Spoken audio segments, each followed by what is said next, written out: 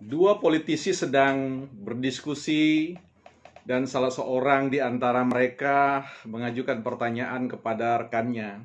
Apa beda antara mereka-mereka yang tertangkap oleh karena melakukan tindakan korupsi, ya, apakah itu kepala daerah, apakah itu pejabat negara, dan lain-lain, dengan kita? Dengan penuh kebingungan, temannya terdiam.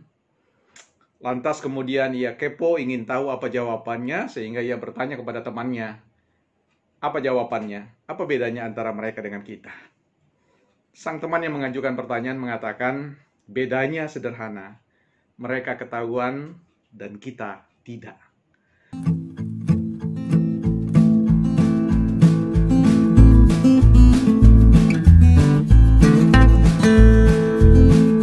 Ya, teman-teman, kita jumpa lagi dalam program bincang-bincang kita di channel Edukasi dan Motivasi. Yang kali ini kita akan bicara tema seputar korupsi dan anti korupsi. Nah, mengapa ini tema saya angkat? Ini sejalan dengan kajian-kajian dan juga bidang pengajaran yang pernah saya ampu atau saya sharekan kepada mahasiswa di beberapa kampus di Indonesia terkait dengan pembelajaran anti korupsi yang juga saya pada kesempatan waktu itu juga diangkat didaulat menjadi salah seorang duta anti korupsi.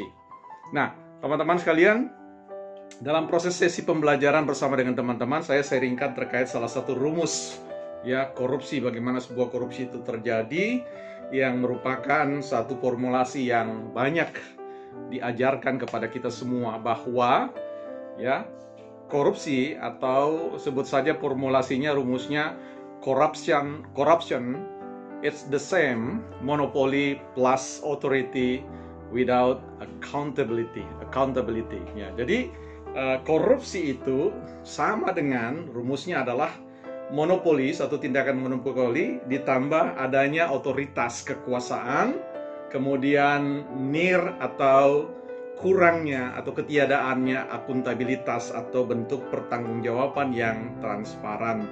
Nah, jadi proses korupsi itu terjadi bukan hanya seperti yang muncul dalam ungkapan-ungkapan umum, ada kesempatan ya, ada kekuasaan dan seterusnya.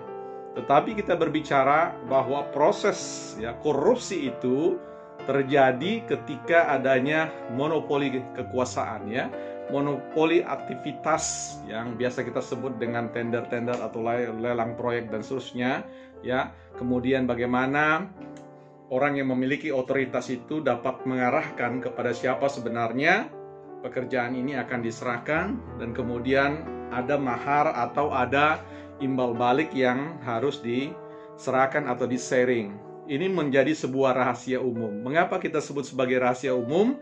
Karena ya kita sama-sama tahu bahwa di republik ini dengan sistem demokrasi kita, dengan sistem ongkos politik yang sangat mahal, ya kita tahu bahwa fakta telah membuktikan ratusan dari pemerintah daerah, politisi, pejabat-pejabat negara sudah ya diputuskan untuk mempertanggungjawabkan tindakan korupsi mereka. Nah, artinya kita tahu sekali bahwa ada yang salah di negeri kita ini, ada yang keliru dengan sistem politik kita, tetapi kita tidak berdaya untuk mengatasi atau kemudian memperbaiki itu semua. Sekalipun tentu dengan sikap yang optimis, kita berharap memang ada satu perbaikan sistem. Tetapi kita tahu bahwa ini bukan hanya menyangkut tentang bicara tentang integritas, kita bicara tentang moral dan sebagainya. Kita bicara tentang bukan hanya moral yang sifatnya dari dalam diri atau etika politik personal, tetapi kita lihat ada sistem yang kemudian begitu besar yang kalau kita bahasakan menggurita, itu menjadi satu soal yang harus ditelisik yang lebih jauh lagi, lebih detail lagi. Bongkar pasang sistem, bongkar pasang undang-undang, itu semua juga sedikit banyak ya. Kalau itu kemudian telah disusupi dengan niatan-niatan untuk menguasai sumber daya tertentu di kemudian hari dalam proses kontestasi politik, tentu kita tahu ya, the end of this political process pasti korup ya. Nah, teman-teman, Ada banyak ya, ada banyak orang baik, ada banyak orang yang datang dalam satu niatan untuk membawa ya bersama dengan kepercayaan terhadap dirinya ketika rakyat merepresentasikan tentang kedaulatan mereka kepada diri seseorang. Secara personal memang pada gilirannya sebenarnya tidak masalah, tidak ada tekanan-tekanan, tidak ada hal-hal yang kemudian mencemaskan. Tetapi ketika ia berada pada sebuah ekologi atau ekosistem politik yang sebenarnya sudah korup terlebih dahulu, ya, misalkan dari proses hulu dan hilirnya, di mana ketika kontestasi kekuasaan itu berlangsung, ketika ada janji-janji politik itu diseringkan sedemikian rupa dan dikomitkan menjadi sebuah komitmen yang berkelanjutan, nah disitulah seorang yang memiliki integritas tidak berdaya. Ya, karena itu ada ungkapan bahwa orang yang mau berpolitik, berkontestasi dalam dunia politik, yaitu ibarat kakinya sudah setengah di penjara dan kakinya di luar penjara. Tinggal situasi atau dorongan-dorongan situasi tertentu yang kemudian melengkapi kaki keduanya untuk melangkah masuk ke hotel Prodeo. Nah, teman-teman, apa yang dapat kita ambil di sini? Hikmatnya tentu juga itu tidak terlepas dari perilaku konstituen.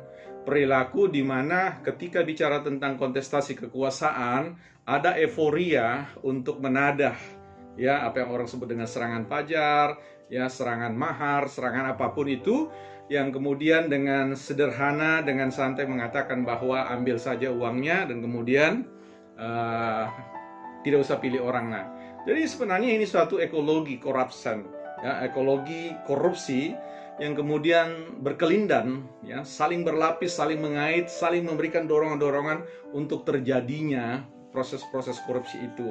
Nah, kita tahu sebenarnya sederhana, untuk membaca sebuah apakah akuntabilitas seorang pemimpin di daerah itu baik adanya atau dapat dipertanggungjawabkan, sebenarnya kita sebagai publik, sebagai masyarakat, sebagai konstituen dapat saja kemudian menjadi bagian berpartisipasi dalam rangka melakukan proses monitoring atau proses kontrol terhadap jalannya kekuasaan atau jalannya pemerintahan. Nah, problemnya adalah tidak banyak dari kita yang gemar untuk membaca misalkan hasil laporan pertanggungjawaban keuangan untuk melihat bagaimana sebenarnya item-item pembiayaan terhadap seluruh ya penggunaan anggaran. Dan sehingga kita lihat di sana banyak sekali sebenarnya hal yang kalau dibaca secara kasat mata dari laporan pertanggungjawaban keuangan daerah itu sebenarnya mudah sekali untuk melihat apakah akuntabilitas yang dibahasakan, yang dinarasikan di atas kertas itu ya simetris dengan kenyataan sosial, artinya kondisi kesejahteraan atau capaian-capaian pembangunan. Nah, teman-teman, apa yang sebenarnya saya ingin sharingkan di sini adalah bicara tentang humor yang awalnya saya katakan bahwa apa bedanya antara politisi atau orang-orang yang sudah ditangkap oleh karena korupsi dan mereka yang belum. Apa bedanya dengan yang tadi mengatakan mengapa kita belum berada pada posisi seperti mereka, itu karena persoalan belum ketahuan saja. Nah, kita tahu bahwa ya tentu institusi-institusi kelembagaan seperti anti rasuah terkait dengan KPK itu merupakan sebuah institusi yang dihadirkan oleh karena kita membaca bahwa hadirnya ya, reasoning dari kehadiran institusi anti rasuah itu karena memang adanya problem keretakan-keretakan moral dalam konteks sistem pemerintahan kita yang kemudian mendorong adanya suatu proses korupsi yang bukan hanya dilakukan secara individual tetapi kelompok atau biasa disebut dengan korupsi berjemaah. Nah, teman-teman, apapun kondisi kita tetap optimis bahwa semua pilar-pilar kesatuan bangsa ini memiliki tanggung jawab moral untuk memperbaiki proses-proses pemerintahan, proses-proses kelembagaan, proses-proses di mana kita mengantar pemimpin-pemimpin politik kita dalam konteks mewakili suara-suara rakyat yang sangat membutuhkan seluruh sumber daya itu digunakan untuk satu-satunya alasan, yaitu kesejahteraan